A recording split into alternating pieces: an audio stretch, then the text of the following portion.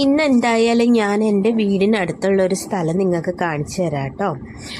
അപ്പോൾ വീട്ടിൽ വെറുതെ ഇരുന്ന് മടുത്തപ്പോൾ ഞാൻ വിചാരിച്ചു എന്നാൽ പോയി എൻ്റെ വീടിന് തൊട്ടടുത്തുള്ളൊരു സ്ഥലം തന്നെയാണ് കേട്ടോ. ഇവിടുന്ന് ഒരുപാട് ദൂരമൊന്നുമില്ലേ. ശരിക്കും പറഞ്ഞാൽ ഇത് കോട്ടയം പോകുന്ന റൂട്ടിൽ കട്ടച്ചിറ എന്ന് പറയുന്ന ഒരു സ്ഥലത്താണ് കേട്ടോ. ഇവിടെ ഒരു ചെറിയ ചെക്ക് ഡാമുണ്ട്. അപ്പോൾ ആ ഒരു ചെക്ക് ഡാം നിങ്ങളെ ഒന്ന് കാണിച്ചു തരാമെന്ന് ഞാൻ വിചാരിച്ചു കേട്ടോ. മീൻസിലാറാണ് ശരിക്കും. പിന്നെ ഇത് ശരിക്കും ഈ പോകുന്ന വഴി എന്ന് പറഞ്ഞിട്ടുണ്ടെങ്കിൽ നമ്മൾ കോട്ടയം പോകുന്ന റൂട്ടിൽ കട്ടച്ചിറയിൽ നിന്ന് ഒരു 100 മീറ്റർ ഉള്ളിലേക്ക് മാറിയിട്ടാണ് കേട്ടോ ഈ ഒരു ചെക്ക് ഡാം ഉള്ളത്. പോകുന്ന വഴിക്ക് വഴിയുടെ ഇരുവശത്ത് നല്ല പൂക്കളൊക്കെയുള്ള കൊച്ചൊരു റോഡൊക്കെ ഉണ്ട്.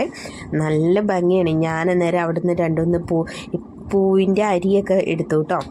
എനിക്ക് ഈ പൂക്കളൊക്കെ ഭയങ്കര ഇഷ്ടമായിട്ട്. നമ്മൾ പെണ്ണുങ്ങളല്ലേ എവിടെ പോയാലും പൂവിൻ്റെ കമ്പോ ചെടിയുടെ കമ്പോ ഒക്കെ ഓടിച്ചുകൊണ്ട് പോരുമല്ലോ. അത് കഴിഞ്ഞിട്ട് രണ്ടൊന്ന് റീലും കാര്യങ്ങളും ഒക്കെ ചെയ്തു കേട്ടോ. എനിക്ക് ഭയങ്കരമായിട്ട് ആ റോഡും കാര്യങ്ങളൊക്കെ ഇഷ്ടപ്പെട്ടെ. ചെറിയ ഇതാണ് കേട്ടോ ഞാൻ പറഞ്ഞ സ്ഥലമേ. ഇത് ശരിക്കും പറഞ്ഞാൽ ഈ വേനൽക്കാലത്തൊക്കെ വെള്ളം പിടിക്കാൻ വേണ്ടിയിട്ട് കെട്ടിയുണ്ടാക്കിയതാണ്. മീൻസിലാറിന് കുറുകെ കെട്ടിയുണ്ടാക്കിയതാണ്. ജലസേചനത്തിന് വേണ്ടി കെട്ടിയുണ്ടാക്കിയതാണ് ഈ ചെറിയ ചെക്ക് ഡാം. പക്ഷേ എന്നാൽ ഇതിൻ്റെ ഉള്ളറകളിൽ ഒരുപാട് കുഴികളും ചുഴികളും ഉണ്ടെന്നാണ് പറയുന്നത്. അതുപോലെ തന്നെ വെള്ളം ഭയങ്കര ത്തിയിലാണ് കേട്ടോ വന്ന് വീഴുകയും കാര്യങ്ങളും ഒക്കെ ചെയ്യുന്നത്. അതുകൊണ്ട് തന്നെ ഈ ഒരു തടയണയ്ക്ക് താഴേക്കുള്ള ഭാഗത്ത് ഭയങ്കരമായിട്ടുള്ള കുഴികൾ ഉണ്ടെന്നാണ് പറയുന്നത്. 12ഓളം പേര് ഇവിടെ മരിച്ചിട്ടുണ്ടെന്നുള്ള ഒരു മുന്നറിയിപ്പ് ബോർഡുകൾ ഇവിടെ വെച്ചിട്ടുണ്ട് കേട്ടോ. അത് ഈ തടയണയുടെ 2 സൈഡിലായിട്ടും ഈ ഒരു ബോർഡും കാര്യങ്ങളൊക്കെ ഉണ്ട്. സായന്തനമൊക്കെ വന്ന് നമുക്കൊന്ന് ഇരിക്കാനായിട്ട് അവിടെ 1-2 പ്ലേസൊക്കെ സെറ്റ് ചെയ്തിട്ടുണ്ട് കേട്ടോ നാട്ടുകാർ. പിന്നെ നമുക്ക് ഇവിടെ ഇപ്പോൾ നേരത്തെ കുളിക്കാനും കാര്യങ്ങളൊക്കെ പറ്റുമായിരുന്നു. പക്ഷേ ഇപ്പോൾ ഇവിടെ കുളിക്കാനോ ആറിന് കുറുകെ നീന്താനോ ഒന്നും അനുവാദമില്ല. അതിന് ഇവിടെ തന്നെ ഉള്ള ആളുകൾ നമ്മളെ ശ്രദ്ധിക്കുന്നുണ്ടാവും. കാരണം ഇവിടെ 12ഓളം ആളുകൾ മരിക്കുക എന്ന് പറയുമ്പോൾ നിങ്ങളൊന്ന് ആലോചിച്ച് നോക്കും. എന്തൊരു വലിയൊരു ദുരന്തം തന്നെയല്ലേ അവിടെ നടന്നത്. അപ്പോൾ അതുകൊണ്ടായിരിക്കാം. പിന്നെ അതുപോലെ തന്നെ ആ വെള്ളം വീഴുന്നതിൻ്റെ ഒരു ശക്തിയും കാര്യങ്ങളൊക്കെ ഇപ്പോഴാണെങ്കിൽ പോലും വെള്ളം കുറവാണെങ്കിൽ പോലും അത് കാണുമ്പോൾ നമുക്കൊരു ഭയം തോന്നും. അത്രയ്ക്ക് ഒരു ചുഴിക്കുത്ത് പോലെയാണ്. അപ്പോൾ അതുകൊണ്ട് സായന്തനമൊക്കെ വന്നിരുന്ന് ഒന്ന് ആസ്വദിക്കാനായിട്ടും ഒക്കെ നമുക്ക് പറ്റുന്ന ഒരു പ്ലേസ് മാത്രമാണ്. പക്ഷെ ഞാൻ അവിടെ നിന്നപ്പോൾ എനിക്കാണെങ്കിൽ ഭയങ്കരമായിട്ട് ഭയം തോന്നി കേട്ടോ. ശരിക്കും പറഞ്ഞാൽ അതിൻ്റെ ചെറിയ ഭിത്തിയൊക്കെ ഇറങ്ങുന്ന പടവുകളൊക്കെ ഇങ്ങനെ പൊളിഞ്ഞാണ് കിടക്കുന്നത്. പിന്നെ വെള്ളത്തിൻ്റെ ശക്തി എന്ന് പറഞ്ഞാൽ ഭയങ്കര ഫോഴ്സിലാണ് ആ വെള്ളം വന്ന് വീഴുന്നത്. നമ്മൾ ഈ കടലിലൊക്കെ ചുഴികൾ കണ്ടിട്ടില്ലേ എന്ന് പറഞ്ഞാൽ അതുകൊണ്ടൊക്കെ തന്നെയാണ് ഇവിടെ വന്ന് ഇറങ്ങരുത് എന്ന് പ്രത്യേക ബോർഡും കാര്യങ്ങളൊക്കെ വെച്ചേക്കുന്നത് കേട്ടോ.